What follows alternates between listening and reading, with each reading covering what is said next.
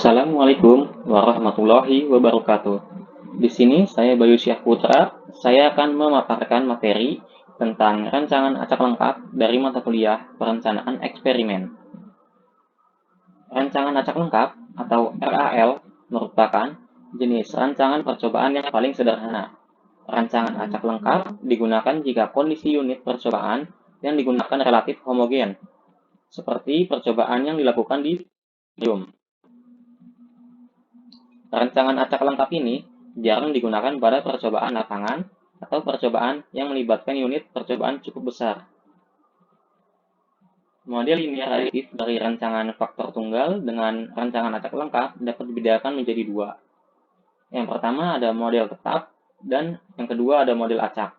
Model tetap ini merupakan model di mana perlakuan-perlakuan yang digunakan dalam percobaan berasal dari populasi yang terbatas, dan pemilihan perlakuannya ditentukan secara langsung oleh peneliti. Kesimpulan yang diperoleh terbatas hanya pada perlakuan-perlakuan yang dicobakan dan tidak bisa digeneralisasi. Lalu yang kedua ada model acak. Model acak ini merupakan model di mana perlakuan-perlakuan yang dicobakan merupakan sampel acak dari populasi perlakuan. Berikut adalah contoh penerapan rancangan acak lengkap. Berikut ini adalah hasil pengujian estrogen beberapa larutan yang telah mengalami penanganan tertentu. Berat uterin tikus dipakai sebagai ukuran keaktifan estrogen. Berat uterin dalam miligram dari 4 tikus untuk setiap kontrol dan 6 larutan yang berbeda dicantumkan dalam tabel berikut. Selanjutnya ada langkah-langkah pengujian hipotesis.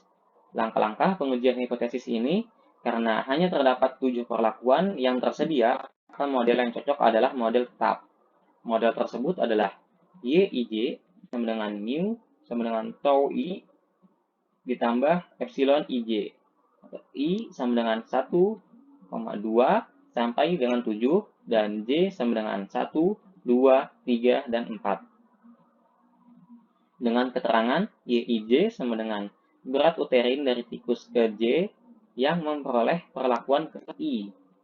Lalu mu sama dengan nean populasi berat uterin, sementara tau I adalah pengaruh perlakuan ke I, dan epsilon IJ sama dengan pengaruh acak pada tikus ke J yang memperoleh perlakuan ke I.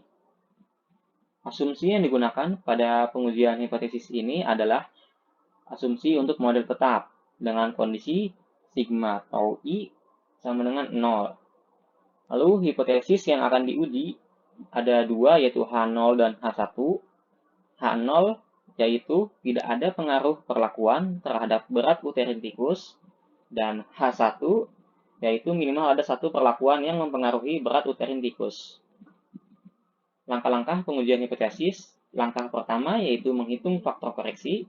Faktor koreksi didapat dengan rumus Y kuadrat dibagi R kali T sama dengan 2249 kuadrat dibagi 28. Didapat hasil 180.642,89. Langkah kedua yaitu menghitung jumlah kuadrat total dengan rumus sigma YIJ kuadrat dikurang faktor koreksinya, sehingga didapat hasil 5.478,51. Langkah selanjutnya itu langkah ketiga, menghitung jumlah kuadrat perlakuan dengan rumus sigma YI kuadrat dibagi R. Didapat jumlah kuadrat perlakuan sebesar 2415,94. Langkah yang keempat yaitu menghitung jumlah kuadrat galak. Jumlah kuadrat galak didapat dengan jumlah kuadrat total dikurangi dengan jumlah kuadrat perlakuan. Hasil 3062,57. Langkah kelima yaitu membuat tabel analisis seragam beserta nilai F tabelnya. Dengan masing-masing F tabel 5% didapat 2,573 dan F tabel 1% didapat 3,812. Langkah ke-6 yaitu menghitung koefisien keragaman. Koefisien keragaman didapat sebesar 15,03. Langkah ke-7 selanjutnya itu membuat kesimpulan. Karena yang berarti lebih besar dari 2,573, maka H0 ditolak. pada taraf kepercayaan 95%. Sementara F hitung sebesar 2,76 kurang dari sama dengan 3,812, maka H0 diterima pada taraf kepercayaan 99%. Hal ini berarti pada taraf kepercayaan 95% minimal terdapat satu perlakuan yang berbeda dengan yang lainnya. Namun, pada taraf kepercayaan 99%, semua rata-rata perlakuan tidak berbeda dengan yang lainnya. Sumber referensi dari materi yang dipaparkan didapat dari dua link berikut. Sekian pemaparan materi tentang rancangan acak lengkap dari saya. Wassalamualaikum warahmatullahi wabarakatuh. Terima kasih.